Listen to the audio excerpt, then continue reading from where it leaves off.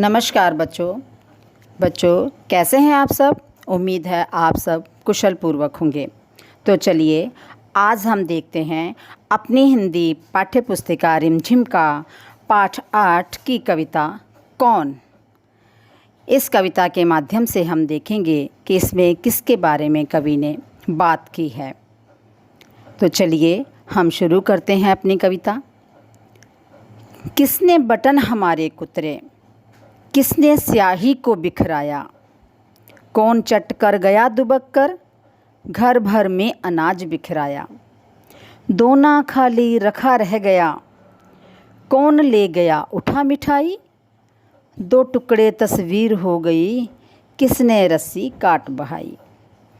प्रस्तुत पंक्तियाँ कवि सोहनलाल द्विवेदी जी के द्वारा रचित कविता कौन से ली गई हैं और इन पंक्तियों के माध्यम से कवि कहना चाहते हैं कि किसने हमारे बटन कुतर दिए हैं, किसने स्याही को बिखेर दिया है, कौन है जो दुबक कर आया और अनाज खाकर पूरे घर में भी बिखेर दिया है। तत्पश्चात कवि फिर पूछते हैं कि कौन है जो दोने में से मिठाई उठा ले गया है, किसने तस्वीर के दो टुकड़े कर दिए हैं और कौन है जिसने रस्सी को काट दिया है।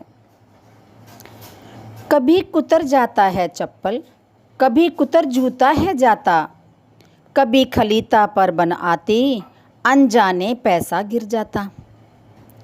किसने जिल्द काट डाली है, बिखर गए पोथी के पन्ने, रोज टांगता धो धो कर मैं, कौन उठा ले जाता छन्ने। इन पंक्तियों के माध्यम से कवि ये कहना चाहते हैं कि कभी वह चप्पल और जूता कुतर जाता है, कभी खलीता यानी जो कुर्ता होता है उसकी पॉकेट यानी जेब में ऐसा छेद कर देता है कि पैसे भी गिर जाया करते हैं। वह कभी किताबों के जिल्द यानी गत्ता यानी उसका ऊपरी आवरण जो है उसको काट डालता है, जिसके कारण किताब के सारे पन्ने भी बिखर जाते हैं। जिस छन्ने यानी महीन कपड़े को हर दिन मैं धो धो करके टांगता हूँ, उसे भी न जाने कौन उठाकर ले जाता है। कुतर कुतर कर कागज सारे, रद्दी से घर को भर जाता, कौन कबाड़ी है जो कूड़ा दुनिया भर का घर भर जाता।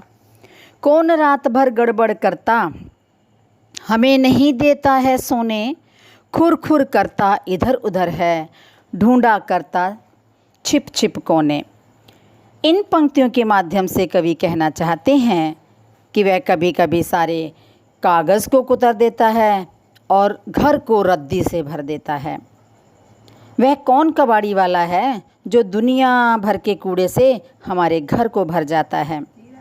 वह कौन है जो रात भर खुर खुर की आवाज़ से हमें सोने भी नहीं देता, कुछ इधर उधर ढूंढता रहता है कि कोने में जाकर छिप जाता है।